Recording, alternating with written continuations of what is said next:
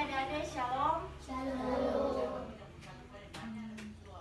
Mata pelajaran kita di hari ini yaitu pendidikan agama Kristen. Sebelum kita memulai pelajaran di pagi ini, kakak minta satu orang untuk memimpin kita dalam doa. Teman-teman, mari kita berdoa. Tuhan Yesus, dan berkati kita mau belajar supaya kita mau minta Tuhan Yesus buka otak kita untuk kita belajar Tuhan sampai ke dalam hari. Ya, adik-adik, sebelum kita masuk dalam materi pelajaran, kakak akan menunjukkan sebuah video untuk adik-adik nonton. Paulus bertobat. Ada seorang yang bernama Paulus. Paulus adalah pemimpin orang Yahudi. Dia sangat membenci pengikut Yesus. Dia lalu menangkap dan memenjarakan orang percaya. Paulus lalu meminta hikmah besar untuk pergi ke dalam. Saya untuk pergi ke dalam menangkap pengikut Yesus. Tuhan besar lalu Paulus berangkat ke dalam. Dalam perjalanan tiba-tiba cahaya memancar dari langit mengelilingi Paulus. Paulus sangat takut dan dia jatuh ke tanah.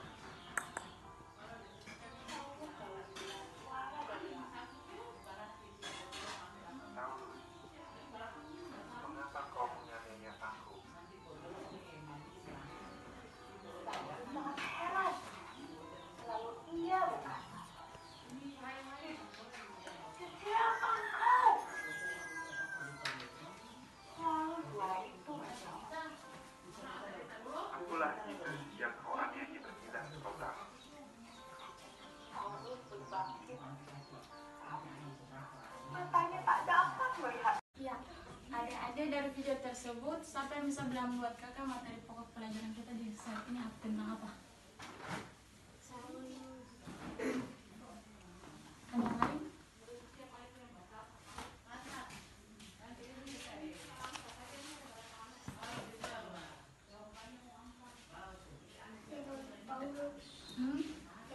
Paulus kan Ada yang lain?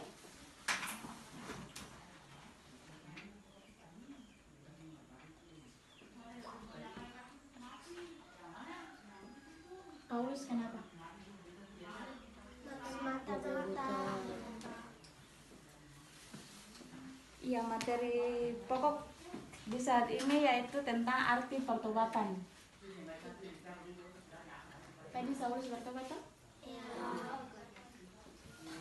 Iya. Di saat ini Katong akan bahas ada 3 materi, yaitu pengertian pertobatan, yang kedua alasan mengapa kita harus bertobat, dan yang ketiga tindakan-tindakan pertobatan yang akan dilakukan. Pada materi pertama, pengertian pertobatan. Siapa yang bisa bilang kakak pertobatan itu adalah apa? tobat dan baik untuk menjadi anak Tuhan. Bisa. Ada yang lain?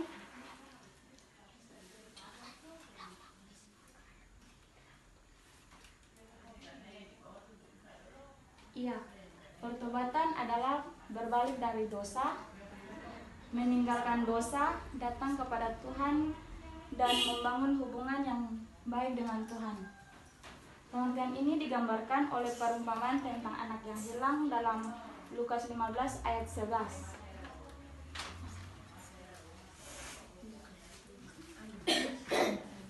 Lukas 15 ayat 11 itu tentang perumpamaan anak yang hilang. Ya, adik-adik, anak itu sadar akan dosa-dosanya, bahwa ia tidak pernah bersyukur.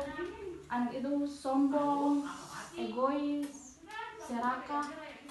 Akhirnya dia sadar akan dosa-dosanya dan berbalik kepada ayahnya dan membangun hubungan yang baik dengan ayahnya tersebut.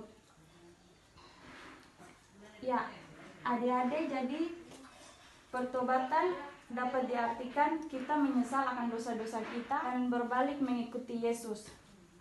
Setiap manusia kita perlu bertobat.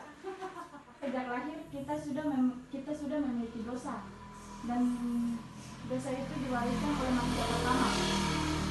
Ada yang tahu manusia pertama itu siapa? Adam dan Hawa. Setiap kita harus selalu bertobat dan mengakui dosa-dosa kita. Pertobatan adalah alasan utama Kristus datang ke dalam dunia. Kita dapat lihat dalam Lukas 19 ayat 10. Dalam Lukas 19 ayat 10 mengatakan begini. Sebab anak manusia datang untuk mencari dan menyelamatkan yang hilang. Tuhan Yesus mengingatkan kepada kita agar kita harus selalu bertobat. Sebab kerajaan Allah sudah dekat.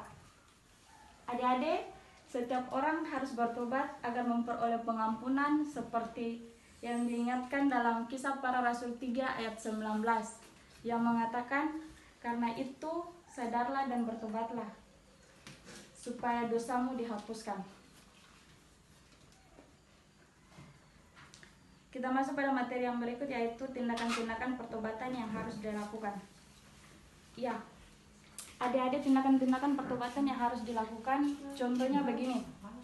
Dea itu dulunya tuh anak yang suka marah-marah kepada orang tua, ke teman-teman. Dia sadar, lalu dia berubah menjadi anak yang baik hati, sering marah-marah lagi. Yang berikut contohnya begini. Ece nih siswa yang suka berbohong pada mama dan bapak, berbohong pada teman-teman. Dia menyesal akan tingkah laku itu. Dia berubah menjadi siswa yang paling jujur. Jadi begitu. Adik-adik bisa mengerti?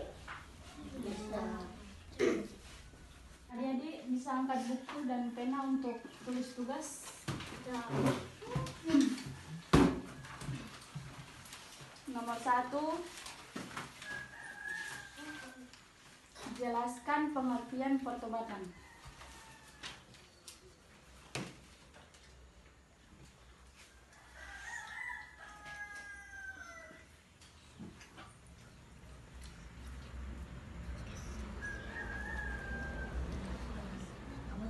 Jelaskan pengertian pertobatan.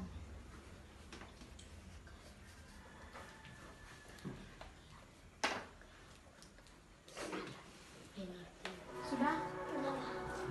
2, jelaskan alasan kenapa kita harus bertobat.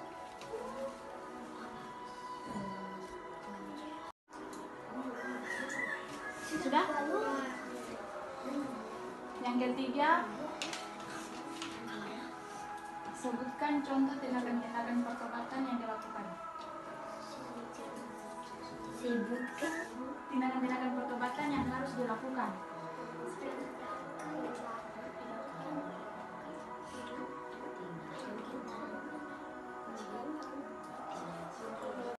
Ya, adik-adik, materi kita sampai di sini. Untuk menutup pelajaran di hari ini, kakak minta Eca untuk berdoa di depan.